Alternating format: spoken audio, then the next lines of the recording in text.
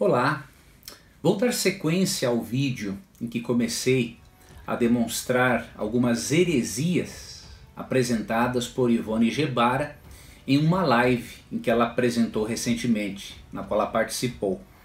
E espero que você esteja avaliando os argumentos com a Bíblia. Espero que você, quando perceber também uma análise um pouco mais filosófica, avalie isso com a Bíblia e também se utilizando da sua razão, dos seus pressupostos, porque isso é importante. Nós não podemos ser pessoas que aceitam tudo e de todos. Nós temos que analisar, ponderar os argumentos e aquilo que realmente apresentar uma lógica, especialmente bíblica para nós que somos cristãos, é aquilo que deve realmente ser aceito.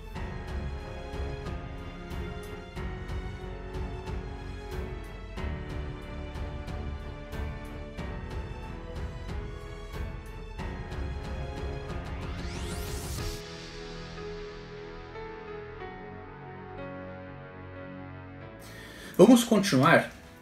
Eu vou continuar aqui no ponto 12 do que eu anotei quando assisti a live, que Gebara disse uma outra coisa também, que foi o seguinte: infelizmente as doutrinas não aceitam mitos, né?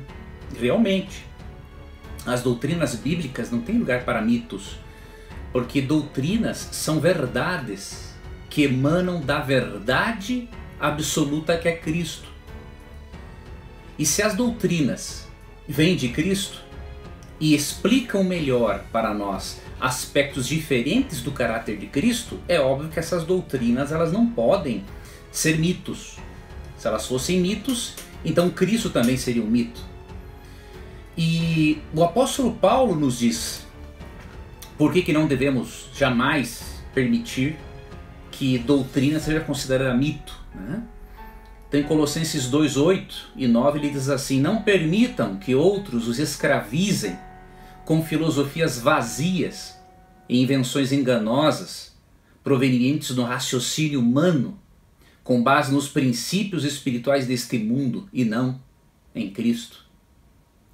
Então, qualquer coisa que não esteja centralizada em Cristo, mas em vãs filosofias vazias e invenções enganosas, é óbvio que isso nunca vai fazer parte, a doutrina, a teologia nunca vai aceitar isso, a teologia séria, né? Então, nós não aceitamos, as doutrinas não aceitam, não incorporam mitos, porque Paulo mesmo diz que nós não devemos, né, aceitar invenções enganosas de raciocínios provenientes do raciocínio humano e nem filosofias vazias, né?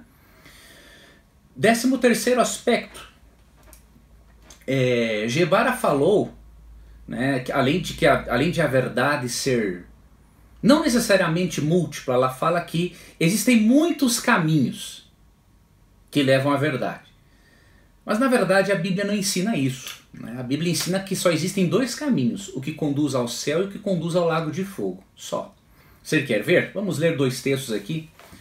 Jeremias 21, 8. Se eu disser para você assim, todos os caminhos conduzem até os Estados Unidos, eu estou errado. Não são todos os caminhos que conduzem até os Estados Unidos. Há caminhos que conduzem e há caminhos que não conduzem. Da mesma forma, Cristo, né? Dizer que todos os caminhos conduzem a Cristo é a mesma coisa que dizer que todos os caminhos conduzem a uma cidade, a um país e tudo mais. Não é verdade, né? Em Jeremias 21, 8, Deus diz o seguinte para o seu povo: digam a todo o povo, assim diz o Senhor, escolham entre a vida e a morte. Só existem dois caminhos: o que conduz à vida eterna e o que conduz à morte eterna. E aí você vai para Mateus 7, 13 e 14, que é Jesus falando, e parte da mesma ideia, né? Mateus capítulo 7, versos 13 e 14. Quantos caminhos há para Jesus? Para Gebara há muitos, né? Que podem conduzir a esta verdade, que também pode ser múltipla. Mas Jesus disse o seguinte: entrem pela porta estreita. Esse é o primeiro caminho. A estrada que conduz à destruição é ampla, e larga é sua porta, e muitos escolhem o seu caminho. Mas a porta para a vida eterna é estreita, e o caminho é difícil, e são poucos os que o encontram.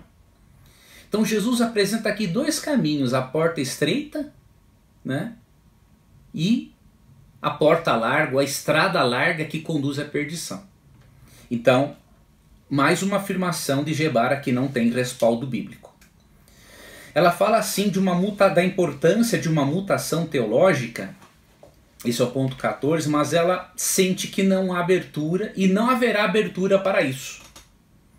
E eu vou explicar o porquê que não há abertura para isso e porque não haverá abertura para uma mutação teológica. A resposta é simples. Jesus não autorizou que se fizesse nenhum acréscimo e que retirasse nem mesmo um acento da lei de Moisés. Então se não é para tirar nem mesmo um acento, não se pode fazer uma mutação teológica. Então diz o texto, não pense que eu vim abolir a lei de Moisés ou os escritos dos profetas, vim cumpri-los. Eu lhes digo a verdade, enquanto o céu e a terra existirem, nem a menor letra ou o menor traço da lei desaparecerá, até que todas as coisas se cumpram. Então, neste ponto, Ivone está certa, né? Ivone Gebara está certa, não haverá nunca abertura para uma mutação teológica, porque Cristo não deu esta abertura. E se ele não deu essa abertura, não existe e não vai existir, e acabou. Foi muito falado também que o cristianismo é uma forma de colonialismo. Pensamento absurdo. É pelo contrário, né? Os colonizadores, entre os colonizadores haviam cristãos. Colonizadores se utilizaram do cristianismo, mas o cristianismo em si não é colonizador. O objetivo do cristianismo não é acabar com as culturas, com as raças, o objetivo é pregar o evangelho a toda criatura, né? A cada nação, tribo, língua e povo, como diz Apocalipse capítulo 14, verso 6. Né? Então esse é o objetivo do cristianismo, não é colonizar nada. Então isso é uma distorçãozinha da história. Um 16º ponto que me chamou a atenção foi que uma das participantes da live, eu não sei o nome dela, agora eu não vou lembrar, mas antes eu tinha visto, ela falou o seguinte, quando estavam ali se apresentando e tudo mais, ela falou que é uma cristã em desconstrução. Eu sinceramente eu gostaria de entender isso à luz de 2 Pedro 3,18. À luz de 2 Pedro 3,18, como um cristão ou uma cristã se encontra num processo de desconstrução? Eu queria entender isso. Por quê? 2 Pedro 3,18 diz o contrário, que nós não devemos nos desconstruirmos, devemos nos construirmos e crescermos. Antes, cresçam, ou não se desconstruam, né? O texto não diz não se desconstruam. Antes, cresçam na graça e no conhecimento de nosso Senhor e Salvador Jesus Cristo. Eu tenho curiosidade para saber como é que uma cristã pode se desconstruir. Será que vai virar ateia, espírita, budista, hinduísta, muçulmana? Eu tenho curiosidade de saber, né? Como que é uma cristã em processo de desconstrução, se 2 Pedro 3,18 diz para crescermos na graça e no conhecimento de Cristo. Como harmonizar esta afirmação com a doutrina da santificação, por exemplo, sem a qual ninguém verá o Senhor, como diz Hebreus 12,14. Foi muito dito também ao longo da live, né, que feminismo e cristianismo não necessariamente se contradizem. Eu posso garantir para você, feminismo e cristianismo não compactuam. Você pode querer, você pode berrar, espernear, não compactuam. Não há mistura entre luz e trevas. Se você ler sobre jugo desigual em 2 Coríntios 6,14, não é apenas o casamento entre pessoas crentes e descrentes, é a tentativa também de unir ideologias que não podem ser unidas. E aqui eu quero recomendar para o internauta este livro aqui. de Ana Caroline Campagnolo. Feminismo, perversão e subversão. O bom é que é um livro escrito por uma mulher cristã de princípios, né? E ela faz uma abordagem bem interessante aqui sobre o feminismo. E você vai ver que não tem como uma cristã autêntica ser feminista. A cristã tem que ser feminina. Feminista não tem como. Tá? Então este livro eu recomendo. Tá?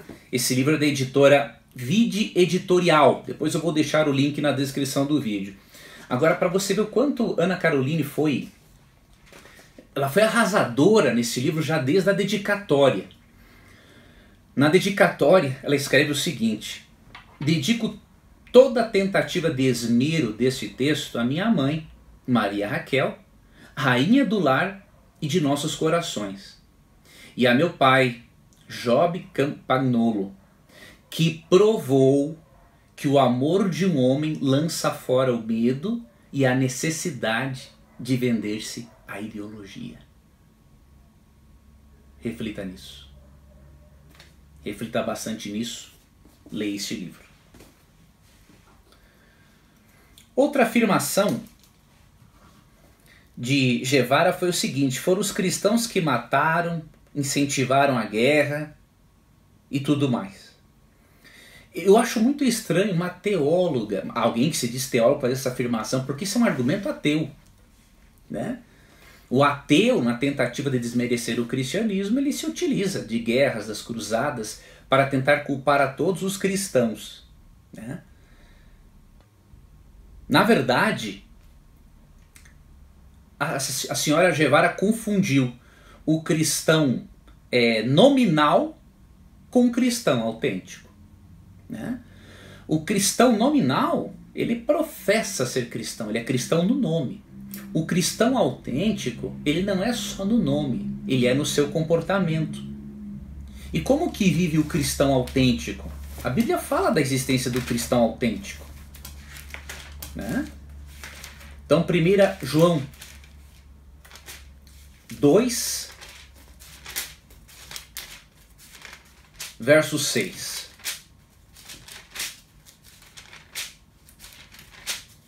Diz assim: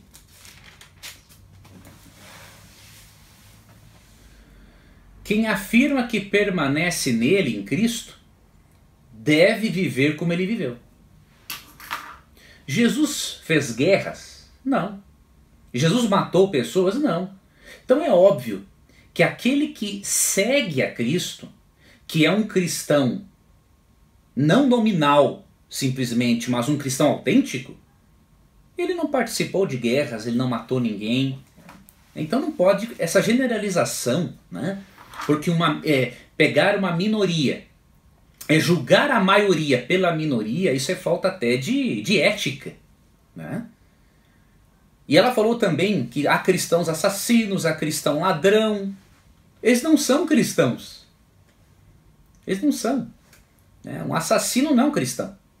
Um ladrão não é um cristão. Eles professam o cristianismo, mas não são cristãos.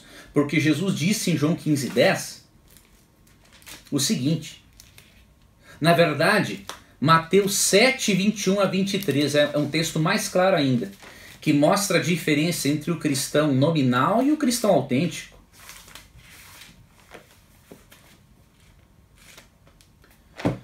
Mateus 7, 21 a 23.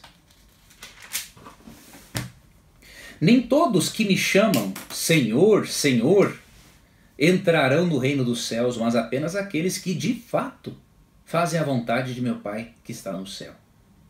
No dia do juízo muitos me dirão: Senhor, Senhor, não profetizamos em teu nome, não expulsamos demônios em teu nome, e não realizamos muitos milagres em teu nome? Eu, porém, responderei: nunca os conheci. Afastem-se de mim, vocês que desobedecem à lei. Então você percebe, aqui fala de cristãos nominais e autênticos. Os nominais podem até fazer milagres em nome de Cristo, mas Cristo vai dizer para eles: eu não vos conheço. Agora, os cristãos autênticos, eles obedecem à palavra de Deus. Tá? Então não fazer essa confusão, é até uma falta de ética, né? Julgar a maioria pela minoria. Considerar o todo pela parte. Tá? Eu quero ler aqui para você uma citação de um livro. Depois eu vou recomendar mais alguns livros para vocês. Esse aqui é de Lee Strobel, Em Defesa da Fé. Na página 276, você vai ver que um ex-ateu que se tornou cristão, ele fala que existem muitos cristãos bons, que jamais fariam guerra, jamais matariam pessoas. E que essa tentativa ateística, né, ou da autocrítica de julgar o todo, a maioria pela minoria, é até uma demonstração de infantilidade. Patrick Glynn, né, um ateu que se tornou cristão, ele escreveu o seguinte, está aqui na página 276 do livro Em Defesa da Fé. Parte da razão da rápida difusão do cristianismo, como os historiadores têm observado, foi simplesmente o fato de que os primeiros cristãos eram pessoas formidáveis. A própria bondade dos cristãos e a sua assistência aos pobres e oprimidos atraiu novos adeptos. Os cristãos impressionaram os antigos com a sua caridade, como disse um historiador. Então, julgar, né, a maioria dos cristãos por causa de uma minoria, né, é um erro grotesco, diríamos assim. Então você percebe que essa senhora, que nós devemos respeitar, obviamente, como qualquer outro ser humano, a Ivone Guevara, ela está totalmente confusa e ela não conhece nada de Bíblia. Se conhece, pelo menos não apresentou isso. Ela está totalmente confusa, né? Outro detalhe, ela está tão confusa que ela chega a dizer o cristianismo não é bom. Se o cristianismo não é bom, é a mesma coisa que dizer que Cristo não é bom. Porque o cristianismo, né, é a ideologia, a filosofia, é a religião de Cristo, que segue a Cristo. Agora, se você dissesse assim, que existem cristãos que não são bons, aí tudo bem. Agora, dizer que o cristianismo não é bom, o que é bom então? O espiritismo, o maometanismo, o islamismo? Agora, o cristianismo não é bom? Claro que é bom. Tão bom é que os apóstolos, com exceção de João, morreram martirizados pela fé que eles tinham. E eles não morreram martirizados porque tiveram só uma visão de Jesus ou porque Jesus não ressuscitou. Eles morreram por algo que eles acreditaram e que eles viram. Então o cristianismo é bom, ao ponto de pessoas entregarem as próprias vidas para serem fiéis a Cristo, é porque o cristianismo é bom. E a senhora está bastante equivocada nisso. E Paulo também prova que o cristianismo é bom, né? Aqui em Atos 24:14. Estava acusando Paulo de pertencer a uma seita por ele ser cristão. E a resposta dele foi muito boa. E é uma resposta que pode ajudar também nessa discussão que estamos tendo por causa desta live. Reconheço, porém, que sou seguidor do caminho, que eles chamam de seita. Adoro o Deus de nossos antepassados e creio firmemente na lei judaica e em tudo que está escrito nos profetas. Noutra tradução ele diz assim, segundo o caminho a que chamam seita, é neste caminho que eu sigo ao Deus de nossos pais, observando tudo que está na lei de Moisés e nos profetas. Então o cristianismo é bom sim. Paulo se defendeu quando disseram que ele fazia parte de uma seita. O cristianismo era tão bom que permitia ele seguir aquilo que estava na Bíblia. Tá?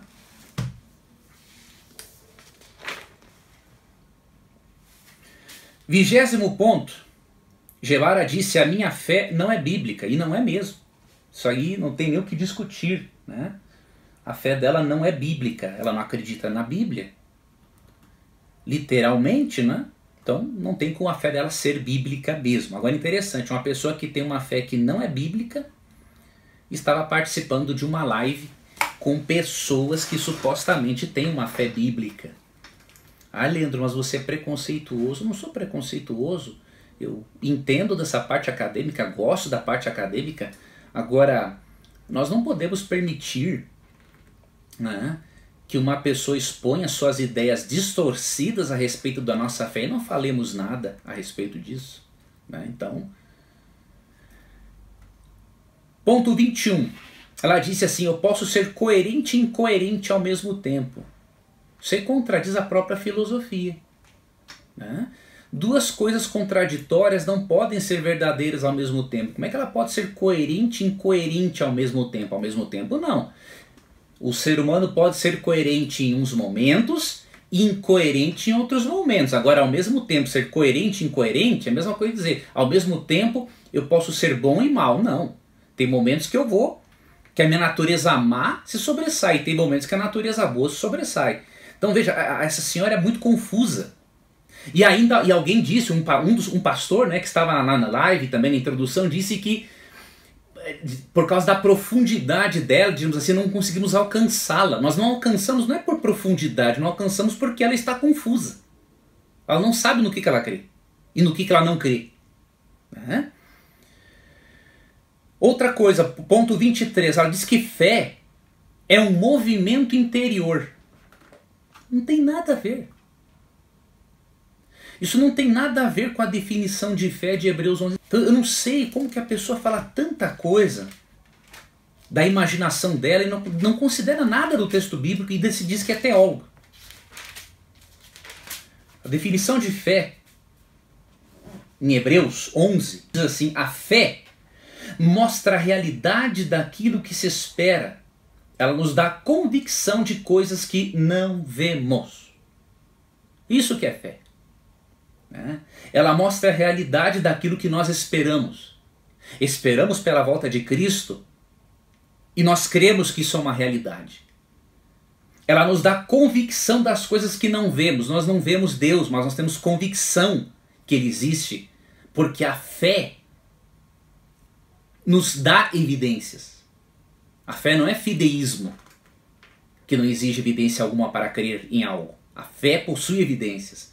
Então, o conceito dela de fé não tem nada a ver com o conceito de Hebreus 11:6. Item 24, Gebara, assim como, obviamente, Karl Marx, Michel Foucault, Max Weber, e toda essa turma que perdi meu tempo em estudar quando eu fiz comunicação social, diz que a igreja é um instrumento de poder. Sabe, o diabo quer que as pessoas pensem nisso mesmo. Sabe por quê? Porque em 1 Coríntios 3, 16, 17, a Bíblia diz que a igreja é o santuário de Deus. Ela não é um instrumento de poder, de dominação humana. É um instrumento do poder de Deus. E 1 Coríntios 12 diz que a igreja é o corpo espiritual de Cristo. Então esta afirmação de que a igreja, não é? A religião é um instrumento de dominação, é um instrumento de poder, isso é coisa do diabo, não há dúvida alguma. Porque a Bíblia diz outra coisa sobre a igreja. Tá? Ponto 25. Eu já mencionei, né? Ela negou a realidade de Deus e do diabo. Né? Ela falou que temos dentro de nós o bem e o mal. Por isso, só que ela desconsidera uma coisa. Quando Deus nos criou, Ele não nos criou com o bem e o mal. Né? Ele nos criou com o bem. Foi após o pecado que a nossa natureza se corrompeu. E é por isso que Cristo morre na cruz, para pagar a nossa dívida em relação à lei de Deus e para proporcionar que o Espírito Santo descesse do céu e transformasse a nossa natureza, para que ela se parecesse cada vez mais com Cristo e menos com a natureza de Satanás. Então, a Bíblia trata de duas naturezas em oposição. Não adianta dizer, nós temos o bem e o mal e eles têm que conviverem juntos e estar em equilíbrio. Isso aí é teoria espírita. Isso não é teoria bíblica. Né? Diz 1 João 5, Deus é luz e nele não há treva nenhuma. Tá? Então, outro erro gravíssimo. Ela também disse algo muito interessante e triste ao mesmo tempo, né? Diz assim, é pura ingenuidade crer que a Bíblia é a mesma hoje. Na verdade, ingenuidade é a falta de conhecimento que essa senhora tem de hermenêutica bíblica, né? Como ela pode dizer que a Bíblia né, que é ingenuidade crer que a Bíblia é a mesma hoje. Não é ingenuidade nenhuma. Primeiro, nós temos cerca de 5.700 manuscritos do Novo Testamento, com as suas poucas variantes, mas que comprovam que o texto que nós temos em mãos é o mesmo, que saiu das mãos dos autores originais.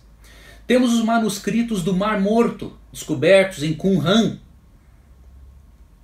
Tem cópias, tem manuscritos de todos os livros do Antigo Testamento, com exceção de Esther, datados com 1000 anos, alguns com 1000 anos antes de Cristo.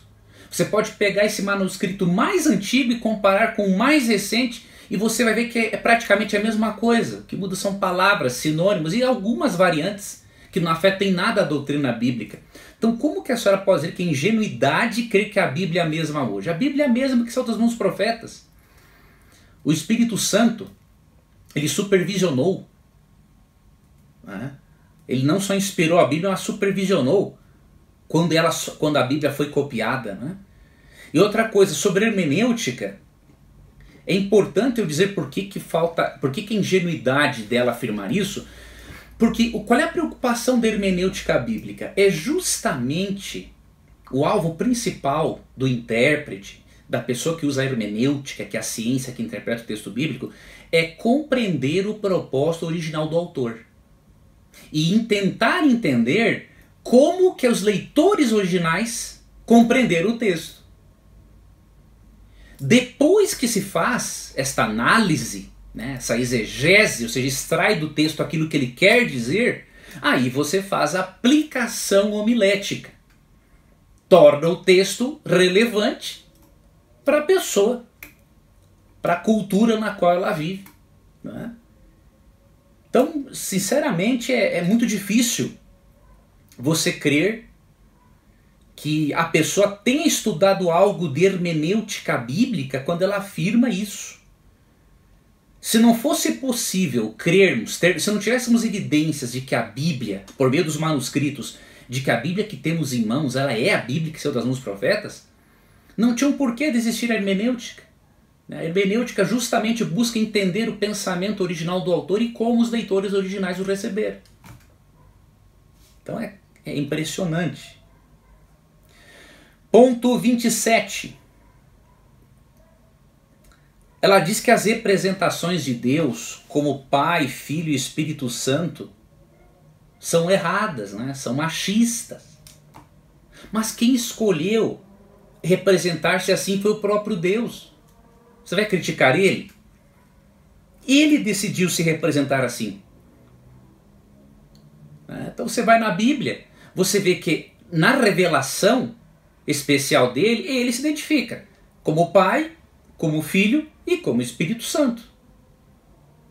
Se Deus escolheu representar-se assim, se os autores inspirados escreveram assim, se Jesus chamou Deus Pai de Pai, chamou o Espírito de Espírito Santo, quem somos nós para questionarmos isso? Né?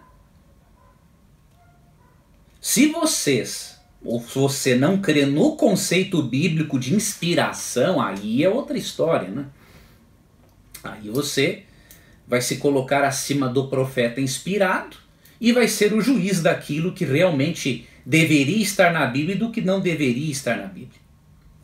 Mas deixa eu lhe dizer uma coisa também, para você que é meu internauta. Apesar de a Bíblia apresentar Deus como Pai, como Filho e como Espírito Santo, Deus é apresentado como Pai, mas o amor de Deus é amor de mãe, tá? Isaías 45:19, se eu não me engano, isso, não, 49:15. Compara o amor de Deus ao amor de uma mãe. Então não tem nada aqui de machismo, de exclusivismo, nada disso. Ele é pai, mas ama como mãe. Tá? E é uma pena que não tenha sido tocado esse assunto, né? Obviamente não foi tocado ou por intenção ou porque não conhecem Isaías 49:15. Ela também disse, no ponto 28, que Gênesis 1:26-28 é imaginação, ou seja, que Deus criou primeiro Adão e depois criou Eva, como está também em Gênesis 2:22-24. Então, para ela, a mulher foi criada primeiro, e ela diz que há evidências cosmológicas, eu gostaria de saber que evidências são essas, filosóficas. Qual é a evidência, né, que Deus criou primeiro a mulher, depois o homem? Isso para mim não faz diferença, sinceramente. Agora, eu tenho que aceitar o que está na Bíblia.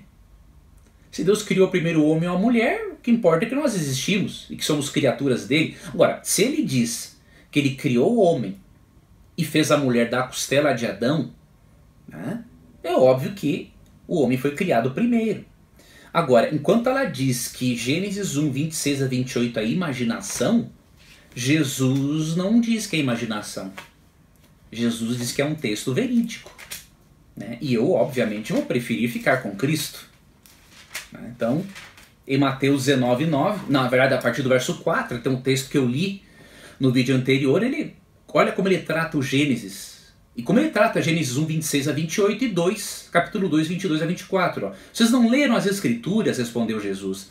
Elas registram que desde o princípio o Criador os fez homem e mulher. E disse, por isso o homem deixa pai e mãe, se une à sua mulher e os dois se tornam um só. Então Jesus disse que o homem foi feito primeiro, depois a mulher, e que Deus os uniu em uma só carne, em um só por meio do matrimônio. Jesus não considerava, não é, imaginação a crença de que Adão foi criado primeiro e depois Eva. Então eu vou ficar, obviamente, com Cristo, né? Não vou ficar com esta ideia incoerente. Incoerente é uma palavra até pequena para descrever o que a senhora Ivone Guevara afirmou. Outra afirmação dela, olha bem, isso aqui é típico da alta crítica, né? Que tenta desmerecer, tirar o sobrenatural da Bíblia, né? Isso aqui é a teologia liberal, né? Ensinada por Rudolf Bultmann, né? Que dizia que o Cristo não ressuscitou. Na verdade, ele ressuscitou para os discípulos que sentiram isso, que vivenciaram isso, mas não quer dizer que ele tenha ressuscitado mesmo. Então ela falou assim, ó, os cristãos acham que Jesus ressuscitou. Essa afirmação é grave. Os cristãos não acham, o cristão tem que ter certeza. Por quê? O que Paulo disse? Veja, esse tipo de análise, de frases jogadas por ela está se colocando numa postura em que ela é mais sábia e inspirada que Paulo, né?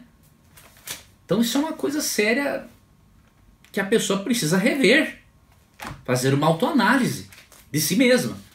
Porque Paulo disse sobre a ressurreição de Cristo em 1 Coríntios 15, 16 em diante é o seguinte: e se não existe ressurreição dos mortos, então Cristo também não ressuscitou. E se Cristo não ressuscitou, a fé que vocês têm é inútil e vocês ainda estão em seus pecados. Ou seja, vocês que ouviram ela dizer isso, mas nós estávamos ali para ouvir. Não! Vocês têm que ouvir e têm que falar. Quando a pessoa diz que Jesus não ressuscitou, ela está dizendo que a fé de vocês é vã, é nula, é um absurdo. E Paulo diz, se Cristo não ressuscitou, é vã a nossa fé. E ainda mais, 17, e se Cristo não ressuscitou, a fé que vocês têm é inútil e vocês ainda estão em seus pecados. Ou seja, não tem como crer na justificação pela fé se Cristo não morreu na cruz no meu lugar e não ressuscitou.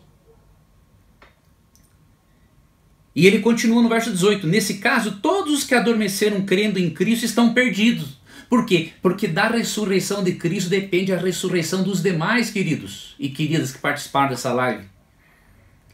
Então se ela dizer, os cristãos acham que Jesus ressuscitou, porque ela não crê na ressurreição de Cristo, né? Por causa desse método histórico crítico, que é uma baboseira, ela está simplesmente dizendo o seguinte, que a fé que vocês têm na ressurreição, a fé que vocês têm de que um dia um ente querido de vocês que morreu vai ressuscitar, ela é nula. Como é que você pode ficar calado, em silêncio, diante de uma barbaridade dessas? Não adianta argumentar que estava ali só para ouvir, porque Jesus não quer que o cristão esteja presente diante de uma doutrina ou heresia só para ouvir. Jesus quer ação, Então aqui em Mateus 10, vamos ver se é 32 e 33, ele diz assim: quem me reconhecer em público aqui na terra, eu o reconhecerei diante de meu Pai no céu. Mas quem me negar aqui na terra, eu também o negarei diante de meu Pai no céu. Vocês negaram a Cristo, mesmo não intencionalmente, quando ouviram ela falar mal da ressurreição e não disseram nada, sendo vocês cristãos, né? Ponto 30, estamos chegando no final. Ela disse que aceitar a Bíblia literalmente é trair o espírito do nosso tempo. Que absurdo afirmar isso. Na verdade, não aceitar a Bíblia literalmente é trair a verdade, é trair Jesus Cristo. Porque em João 17:17 ele disse: santifica-os na verdade, a tua palavra é a verdade. E em João 10:35 Jesus disse: e a Escritura não pode falhar. Jesus via a Bíblia como a palavra de Deus. Então crer na literalidade da Bíblia não é trair o espírito do nosso tempo. É na verdade tentar corrigir esse espírito de ceticismo e levar as pessoas de volta ao Criador. Na verdade, não crer na literalidade da Bíblia é trair a verdade. É menosprezar o Espírito Santo. Porque em 2 Pedro 1, 21, a Bíblia não diz que ela possui simplesmente uma autoria humana, de forma que você pode tratar, lidar com a Bíblia do jeito que você bem entender. Diz assim, verso 20: acima de tudo saibam que nenhuma profecia nas Escrituras surgiu do entendimento do próprio profeta, nem de iniciativa humana. Esses homens foram impulsionados pelo Espírito Santo e falaram da parte de Deus. Ou seja, o Espírito Santo impulsionou os profetas para falarem da parte de Deus para as pessoas de todas as épocas. Como diz Isaías 40, verso 8, seca-se a erva e cai a sua flor, mas a palavra do nosso Deus permanece eternamente. Então não é uma traição do espírito do nosso tempo entender a Bíblia literalmente.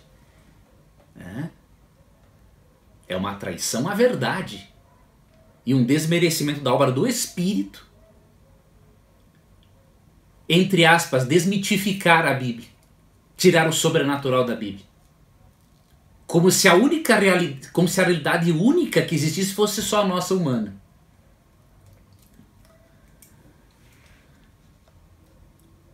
Ponto 31. Claramente se viu que essa senhora é tão confusa que ela chega até a afirmar panteísmo. Então você vai analisando a live dela, você percebe que um pouco ela é agnóstica, um pouco ela é ateia, um pouco ela é cristã, um pouco não é mais, um pouco é católica, um pouco não é católica, né?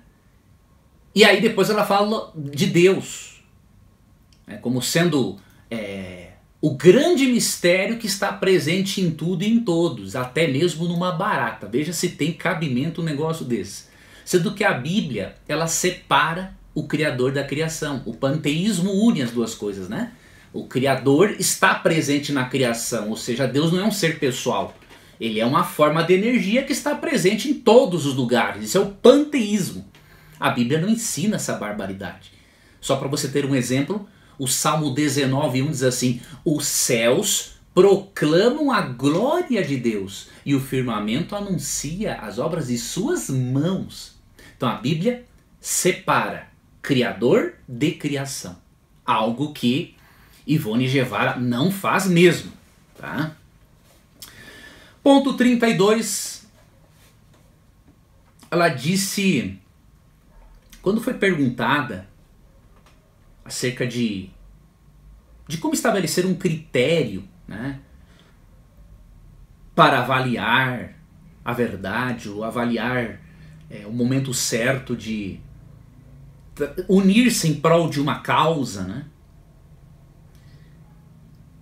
Ela disse assim que a pessoa tem que se perguntar para outra, né? Você também está sentindo o que eu estou sentindo?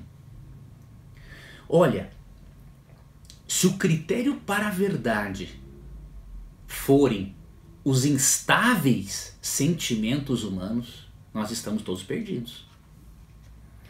O critério para a verdade não são os instáveis sentimentos humanos. O critério para a verdade é um assim diz o Senhor.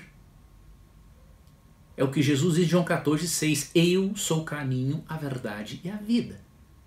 O critério para a verdade não são sentimentos humanos instáveis. Né? O critério é Cristo. É a Bíblia.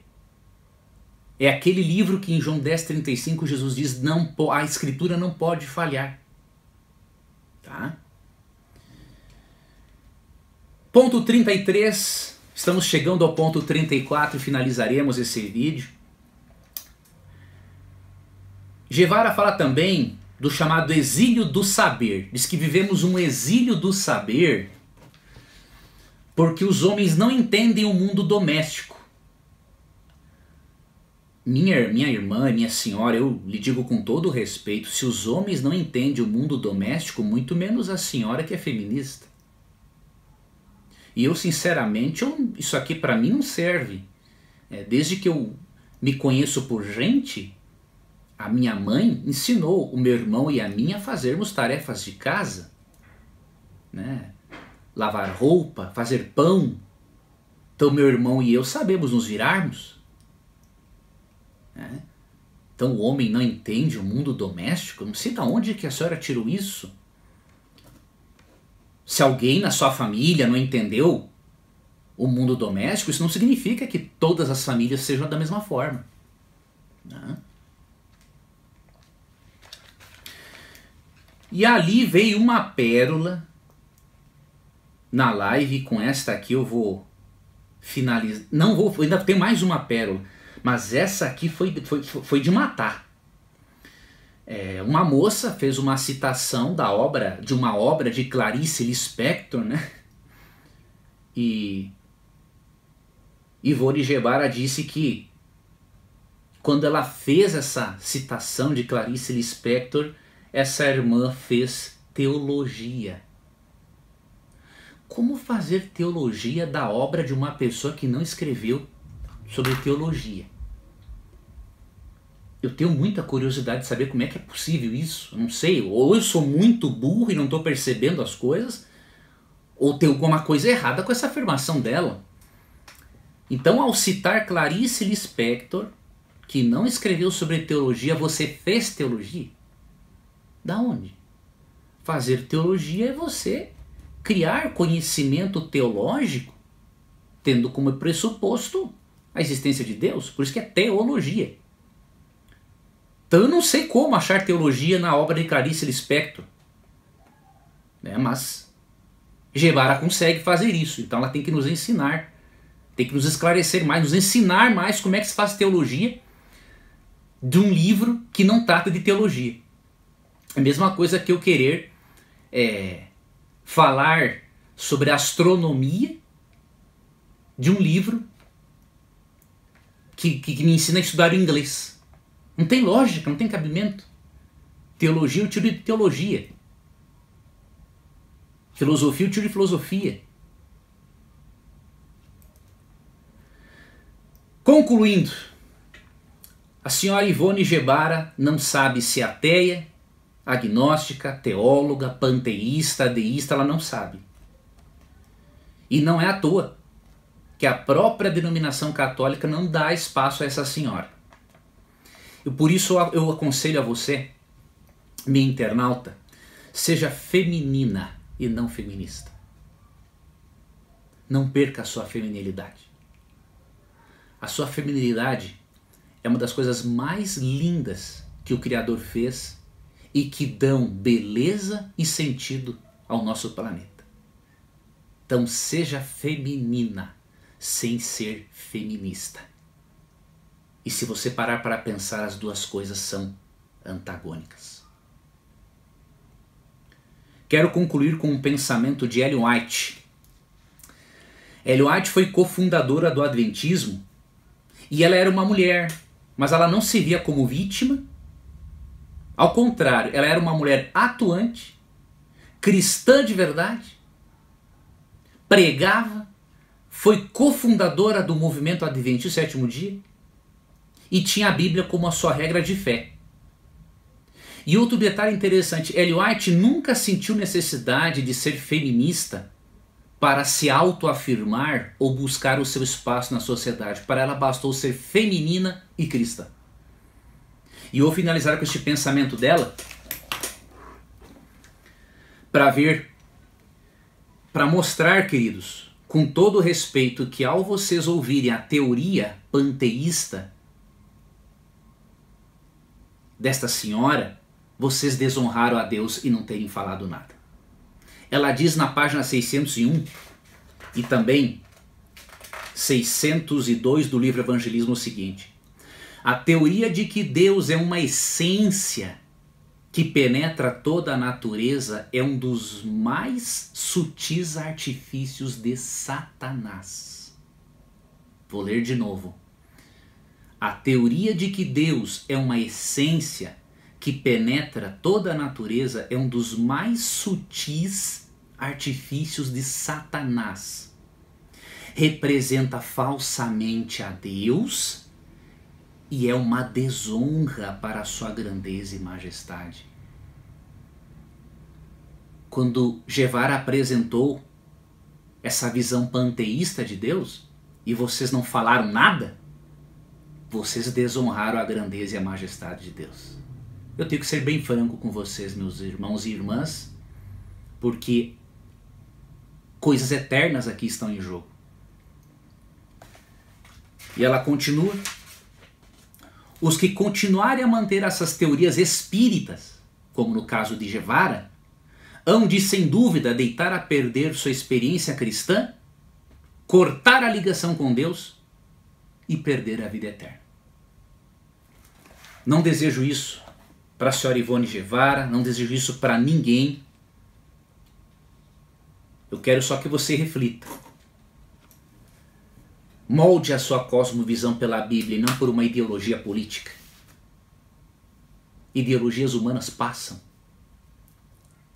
Mas como diz Isaías 40, verso 8, a palavra de Deus permanece eternamente. E eu finalizo perguntando uma coisa. Teve uma moça no final que, depois de toda a exposição de Ivone Guevara, ela disse assim, ó: linda fala, muito obrigado por suas palavras. Como assim? Obrigado por suas palavras contra a Bíblia? Obrigado por suas palavras contra a ressurreição de Jesus? Obrigado por suas palavras que apresentam a Bíblia como um mito? Obrigado por suas palavras de que não existe ressurreição de Cristo, que Cristo não ressuscitou? Obrigado por suas palavras de que Deus é uma energia presente em todos e até mesmo numa barata? Obrigado por estas palavras você tá me dizendo, minha amiga? Sinceramente, não sei o que passa na sua cabeça. Só Deus o sabe. Eu espero que Ele ajude você e aos demais a voltarem à sensatez, a voltarem ao texto bíblico enquanto ainda há tempo. Obrigado, amigo internauta, por ter me acompanhado nessas duas partes. Eu não podia ficar sem comentar algo a respeito disso e vou comentar mais vezes, pode ter certeza. Eu não vou deixar mais essas coisas passarem, né? Quando eu ver alguma coisa dessas destoante com a palavra de Deus, não me interessa quem for, não me interessa filho de quem seja, sobrinho de quem seja, neto de quem seja, pai de quem seja, canal de quem seja. Propagou heresia, vai ser combatido. E eu quero aproveitar para indicar alguns livros para você precaver-se contra as heresias, né, apresentadas por Ivone Guevara, tá bom? O primeiro livro que eu já lhe indiquei, mas vou repetir: Feminismo, Perversão e Subversão, tá? Diana Caroline Campagnolo. Esse livro é muito importante você ter. Você vai aqui desmistificar muita coisa acerca do feminismo no sentido de que foi uma boa contribuição para as mulheres, fizeram várias conquistas, não fizeram quase nada. Você vai ver nesse livro aqui, tá? Então esse livro aqui é importante você ter. Um outro livro que eu recomendo, já que Guevara diz que a Bíblia é um mito, né? Eu queria que você lesse esse livro do Craig Blomberg, A Confiabilidade Histórica dos Evangelhos. Tá? Esse aqui é da editora Vida Nova. Então um livro de primeira, material acadêmico, mas de fácil leitura, que vai mostrar para você, não é, que o Novo Testamento é confiável historicamente, que ele não é mitológico, não, nem é estilo literário dele, né? A mitologia nem faz parte do estilo literário do Novo Testamento, então é um absurdo realmente. Outro livro que eu gostaria de indicar, Não Tenho Fé Suficiente para Ser Ateu, né? Então esse livro aqui lida com certas coisas da alta crítica e mostra aqui a confiabilidade da Bíblia. Então seria bom também esse livro para você refutar esse tipo de live que não acrescenta em nada para a nossa vida espiritual. Recomendo também esse aqui, ó, Em Defesa da Fé, de Lee Strobel. Tá? Aqui vários argumentos ateístas e seculares, não é? A religião matou muita gente, né? Sendo que o comunismo matou mais de 100 milhões de pessoas, né? Mais que as duas guerras mundiais juntas. O cristão é isso, se Deus é amor, por que existe sofrimento? Tudo isso você vai ver. Esse aqui é um jornalista científico, né? Foi ateu e se tornou cristão e escreveu esse livro aqui, Em Defesa da Fé. Outro livro dele também muito interessante, Em Defesa de Cristo. Para você provar que Cristo não é só um personagem histórico, ele era o que ele disse, o que ele afirmou ser, Deus. Tá? Então esse livro também é interessante.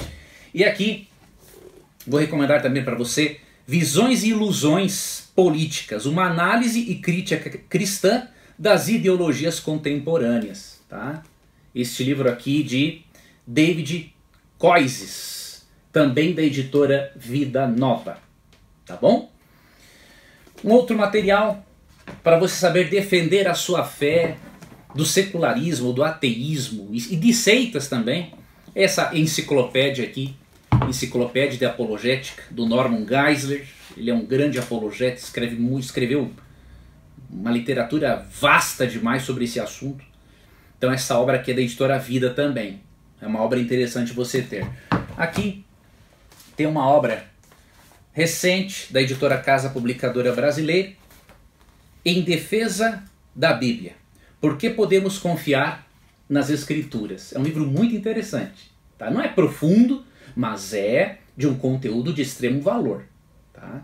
Vai mostrar para você aqui que há profecias preditivas na Bíblia e que profecias preditivas só se explica de forma sobrenatural, não de forma natural. E um outro livro que eu vou recomendar para você, que eu tenho aqui, eu até vou pegar este livro.